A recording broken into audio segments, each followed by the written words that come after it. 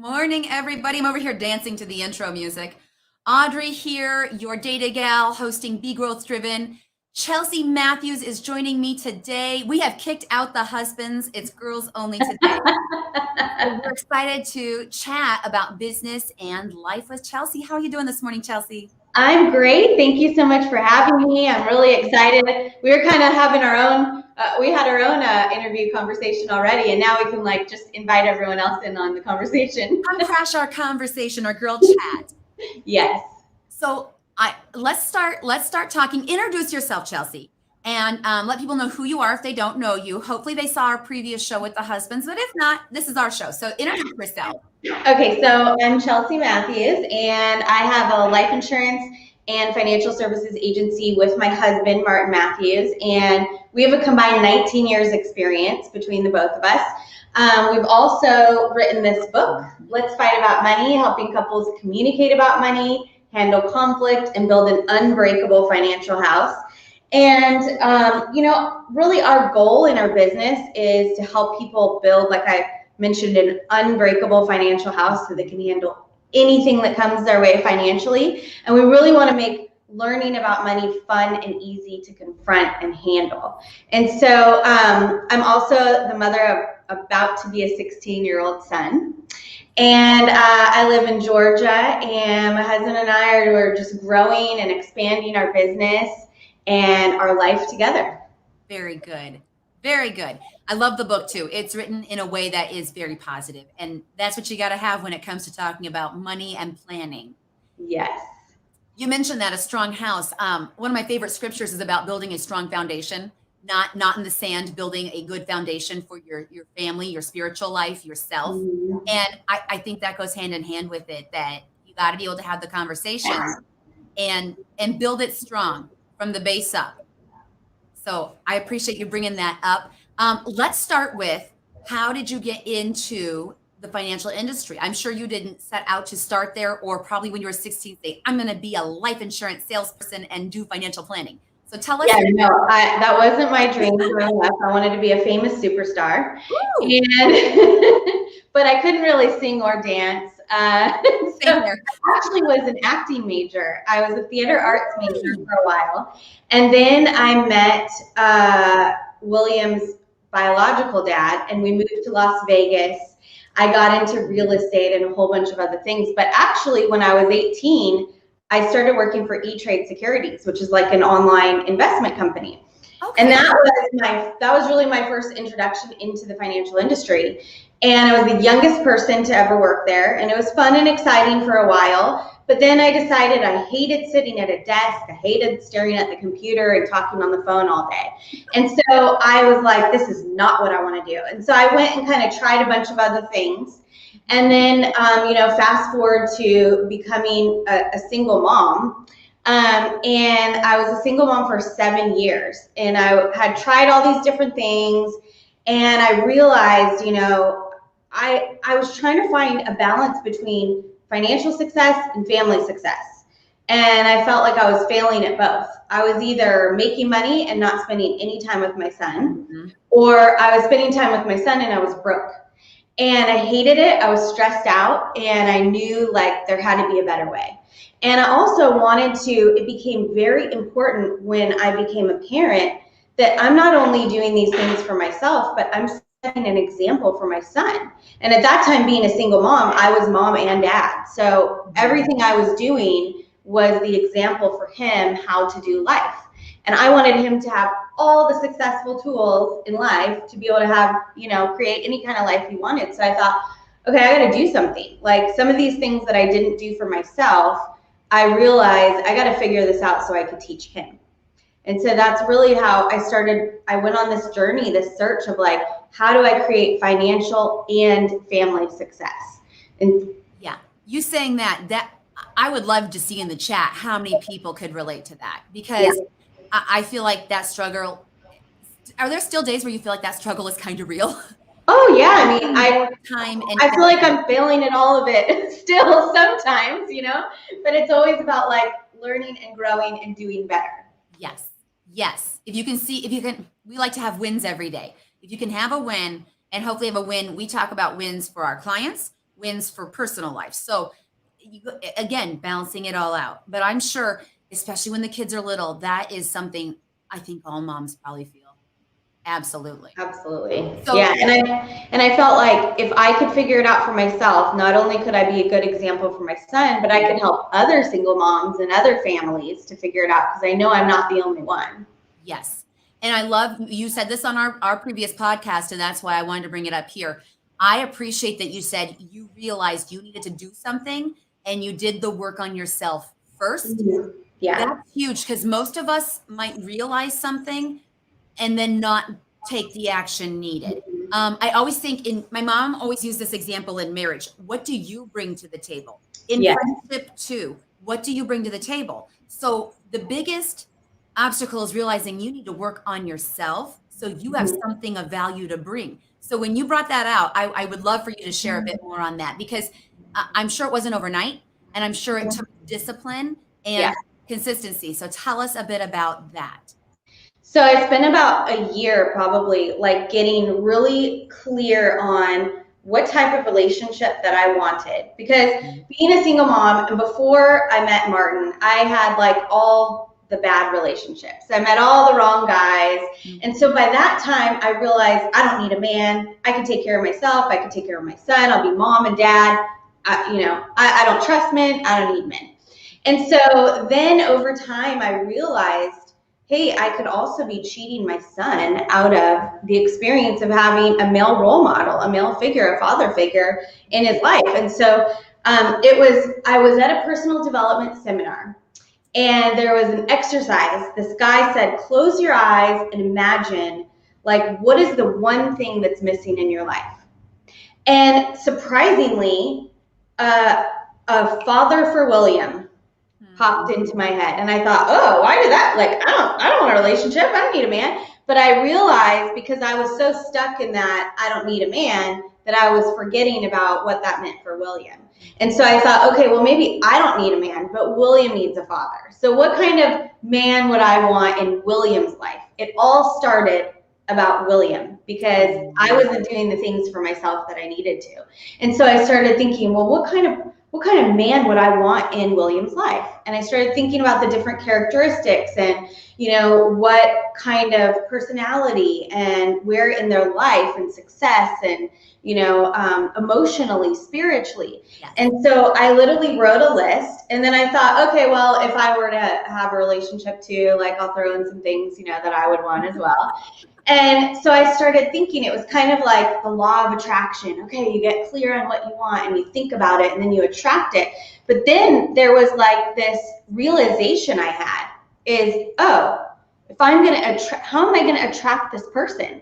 I have to be the kind of person that would attract, that kind of person would want to be with. So then I realized, oh, great, I got to do more work. So I kind of just spent time thinking about, well, what kind of person would attract that kind of man? And so I really got clear on not just what do I want, but what do I need to contribute? What value do I need to offer? And most people don't realize that or think about that. Usually people do think, what's in it for me?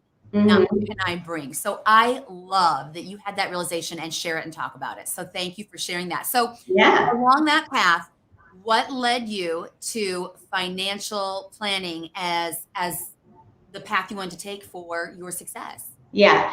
So I knew that I wanted to do something to help women and specifically moms. And I really still have that kind of like performance on stage desire. Like I had done different personal development programs since I was like 15. And I actually almost became like a leader in one of these personal development companies. And so I really I like being on stage. I like being the center of attention, but not just to have the attention. I like to contribute and help others and make an impact in their life. And I knew I wanted to like increase my financial security.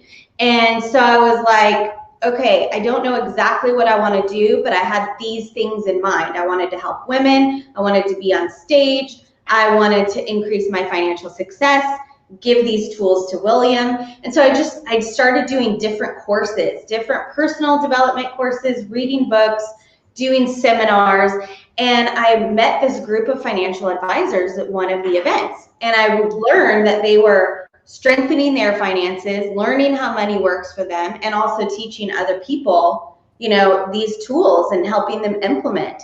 And so I thought, oh, this is it.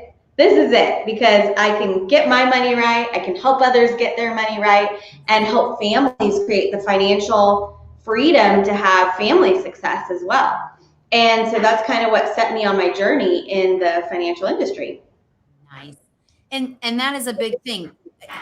They always talk about enjoying your work, but when you're helping other people, it doesn't feel like so much work. Mm-hmm.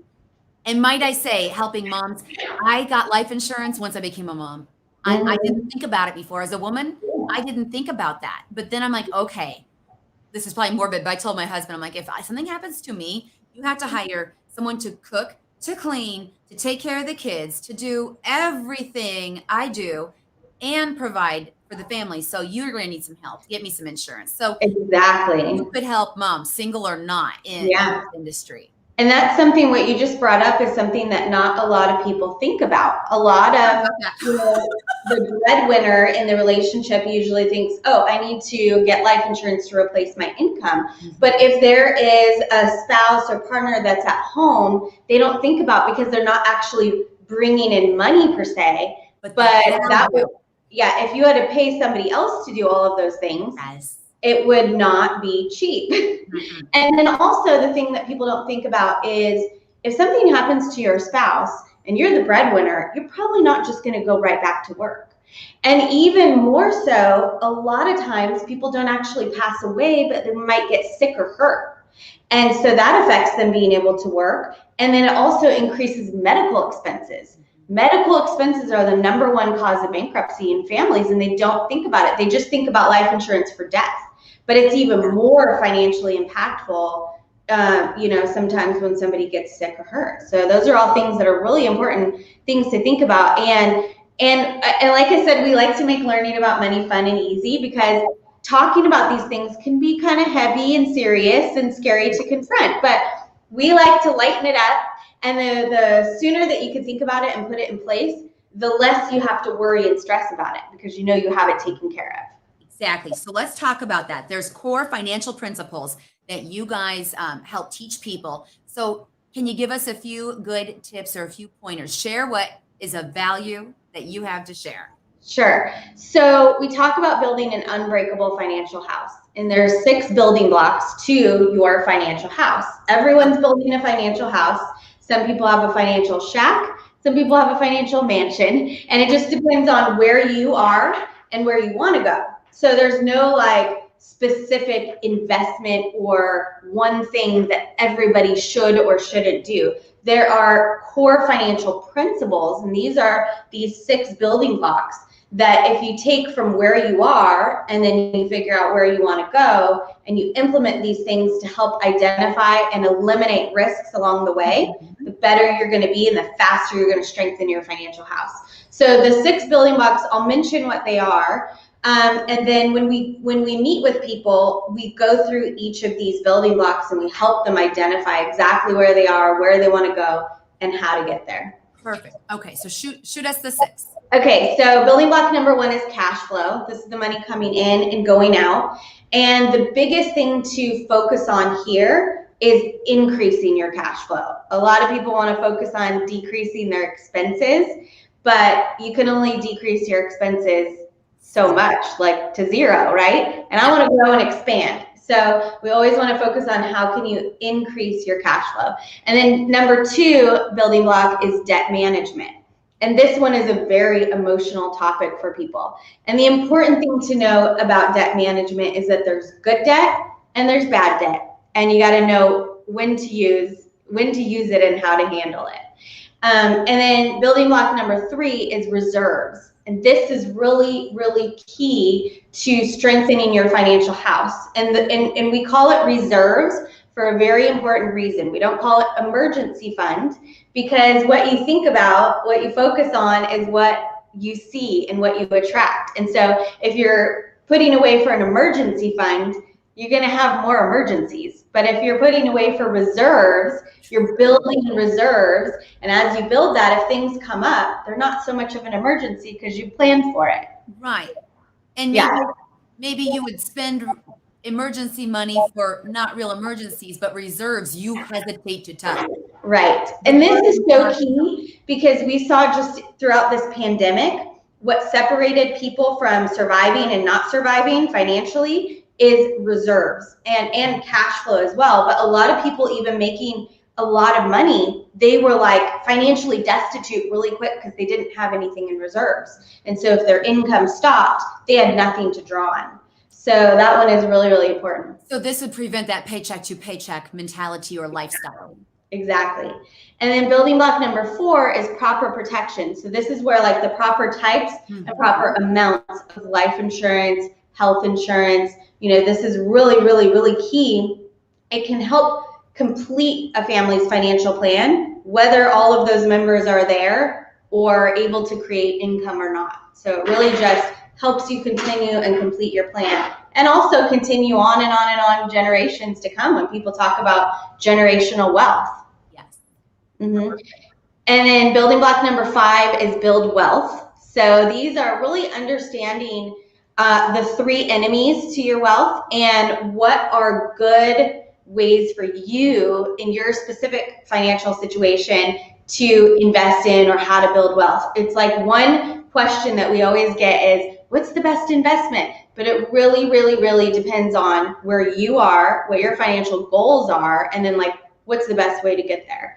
And then building block number 6 is build legacy. So these are putting the proper things in place so that all of your wishes, all of the things that you've built really continue on in the way that you want. And that you can have the privacy that you want as well, so that all of your business doesn't become public and people can't have claims to what you built that you don't want them to. You guys help with that too, huh?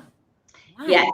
Now, a question and a statement. Okay, so those 6, I appreciate you sharing that because that's a value. That's something you guys have created here as these building blocks. But I can see how every single family would be different.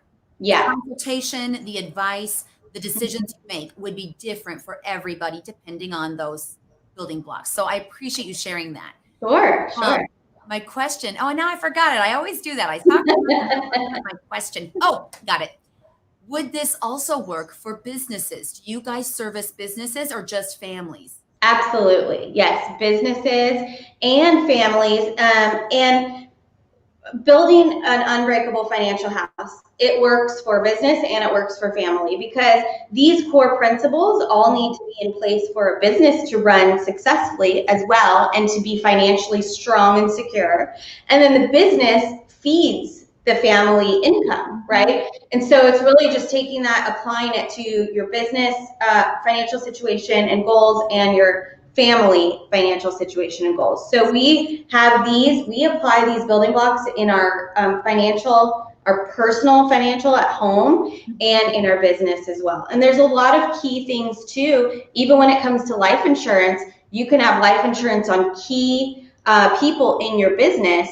If something were to happen to them and you're dependent on them in your business, well, it's going to take resources to find somebody to replace them. Or if they got sick or hurt and they couldn't work anymore, that can protect your business. There's a lot of businesses that go out of business because of that. They lose a key person. I never thought of that. So I appreciate you bringing that point up. I didn't even think of that. Yeah.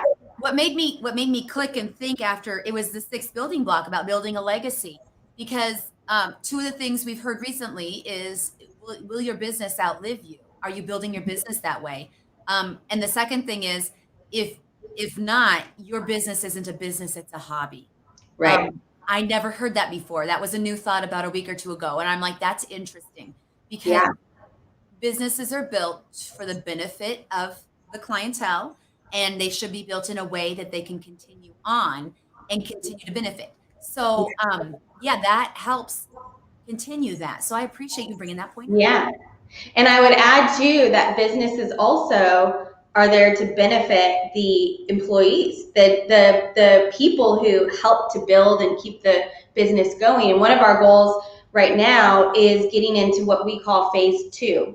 And phase 2 is where your business runs without you, whether you're there or not. So we're putting people in place in each division and each department, and really taking all of those tasks off of us so that we can really look at the overall picture and plan and goals to grow and expand the business. And that way also, if something were to happen to either of us, we have those pieces in place where it can continue on. So those employees can continue to have jobs, they can continue to thrive, and they can continue to help our clients as well. Awesome. Yes. Yes. That was another thing. Don't be key man dependent. And sometimes, of course, when you're starting out, you are. The bigger you get, hopefully the more you can peel that off. But also, clients, I was talking to a mentor, and he said, your customers need to trust that if you sell or something happens to you, nothing's going to change with their interaction at your company. And that's huge too. So this is good. I hope everybody's enjoying this, because these are things, as you're growing a business or starting a business, you sometimes don't think about this stuff at the beginning. And like I said to you, we have our personal stuff taken care of, but I never thought until you got to 5 and 6, I'm like, okay, this is business too. This applies to your business. Yeah. You know, when you just said, we don't think about or know about all of these things that need to be in place. And especially when we start out, we're kind of doing everything on our own. And I think that if people really knew all that goes into starting and growing a business, I don't know how many people would actually do it. It's like, you know, it really is, you're learning and figuring it out, and then you have new problems to solve. And once you solve those problems, then you have new problems to solve. And so it really is figuring out kind of as you go. But the more foundation and core principles that you can understand about, okay, I need to do this, then I'm going to do this, and I need to have these things in place, it can help smooth out that process so that each new problem doesn't have to be like a devastating problem.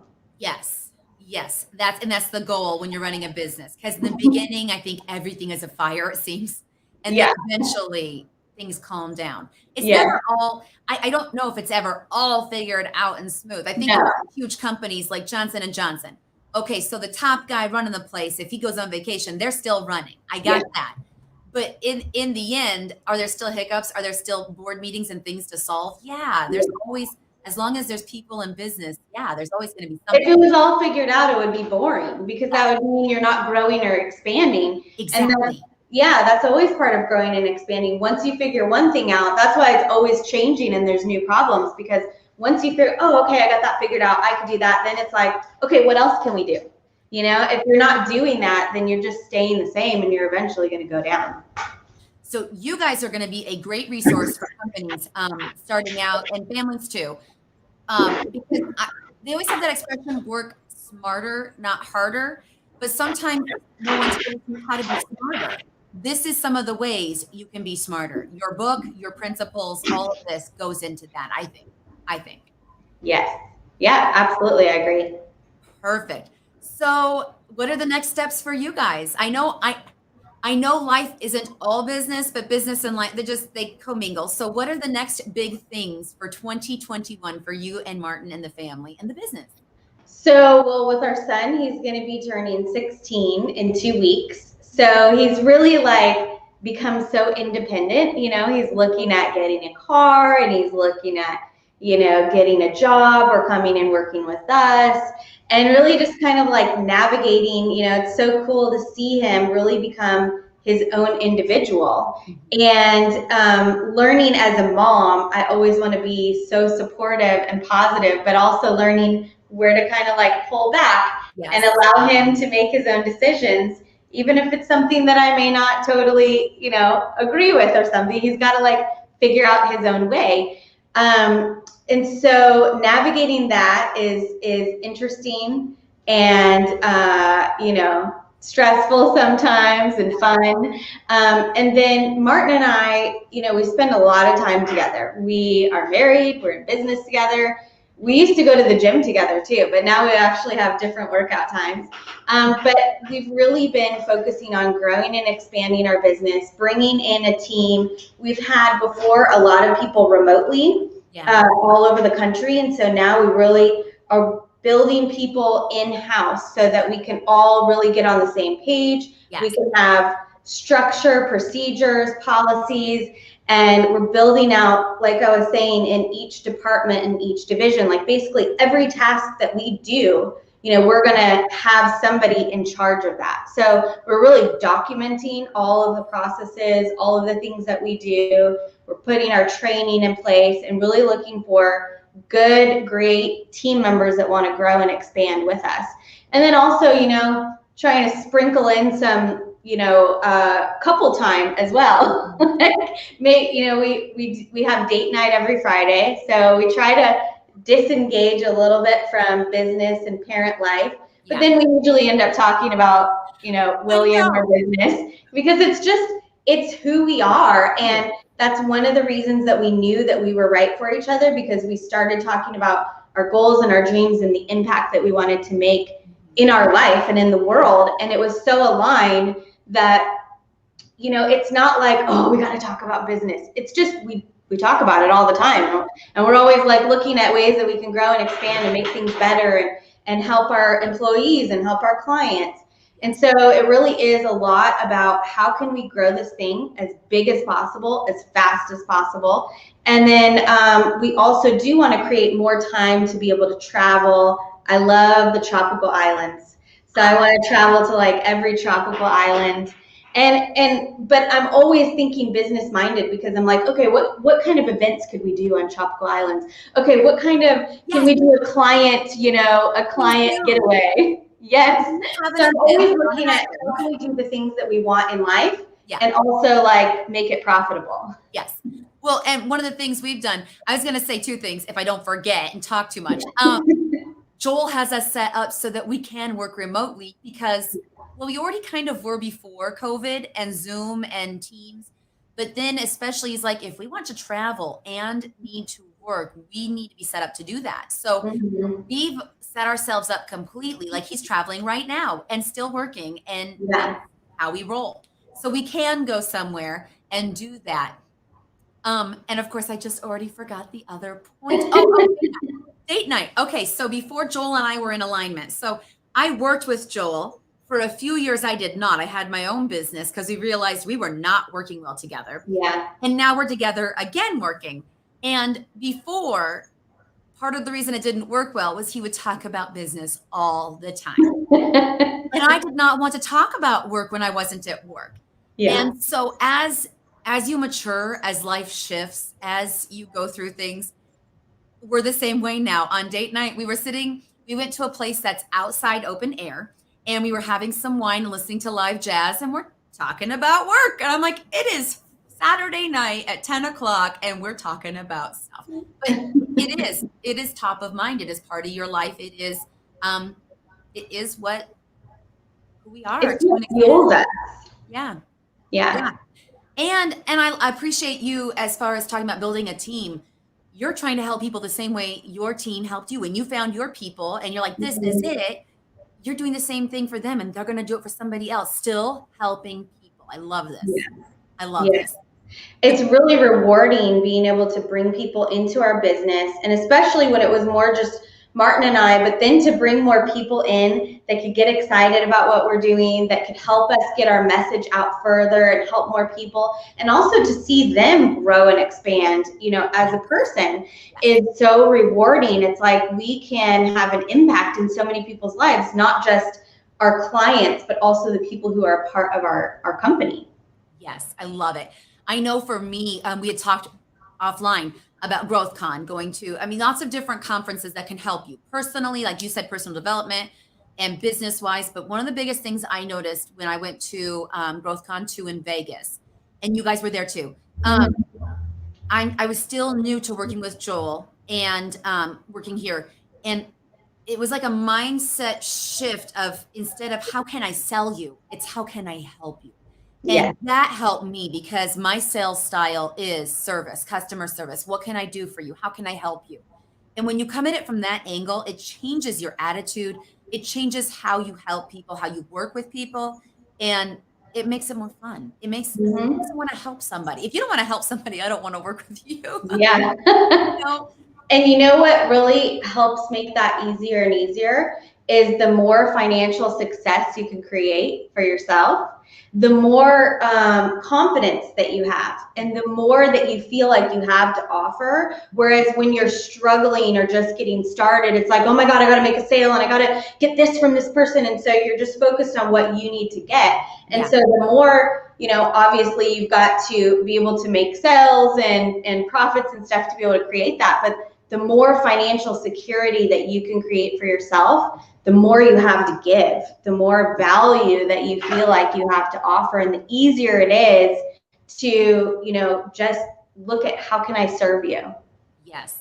And value. I love that word, because that means it means something different to every business and industry, but it means the same thing in the general term. You need, again, what do you bring to the table? Love it. So we started the conversation that way. We'll end it that way. Chelsea, thank you so much. Anything else you want to say that I didn't ask, or you want to make sure you share out there? Well, I just want to thank you so much. It's been really fun chatting with you and kind of talking about on the mom and the woman's perspective. You know, I think that's really awesome. And I love connecting with other women in business, especially women who are in business with their husbands. Yeah, and parents, you know. And so I just want to thank you so much. It's been really, really fun. No problem. And share right now your Facebook page. Do you guys still do your lives often, weekly? What's the plan there? I know you used to have Let's Fight About Money. If you want to find it, is it on YouTube? So you can go to letsfightaboutmoney.com. Okay. And that's where that's where you can get a copy of our book. Please, it's a fabulous book, you guys, and it's an easy read. It's an easy read. Yes. And well, I don't want to give you too many links, but you can follow me on Instagram at one Chelsea Matthews. She's so the one and only. Yeah, we can put it in the comments. Yes, Jesse will get it in there for us. Perfect. I just want to make sure everybody has access, because I was seeing you guys for a long time before we actually connected on Facebook, seeing your Let's Fight About Money. So check that out, everybody. Follow Chelsea. Lots of value to any business or family. And again, especially love couples in business. I need to get something started with that. I got to just do it. I keep talking about it, but I got to do it, because I know you guys have value to share about your experiences. Joel and I do. I mean, work together, not work together, work together again. We have a lot we could tell. So we need to connect with other couples, other boss ladies, all of us. All of us are just together. So go. We can definitely talk about that, because Martin and I have talked about doing like a group or something for couples in business, and that would be something good for us to talk, maybe collaborate on. Yes, because I can't do it alone. I keep saying it and then not doing it. I need to take action. Right. So right. We'll get together. We'll get together. Ideas are hatching on Be Growth Driven, because we're always growing, right? Absolutely. Thank you so much for joining us, and come back next week for Be Growth Driven every Tuesday at 9 a.m. Central Time. We'll see you there, and Joel will be back, and we'll announce the next guest shortly. Thank you so much, Chelsea. Everybody have a great Tuesday. Thank you.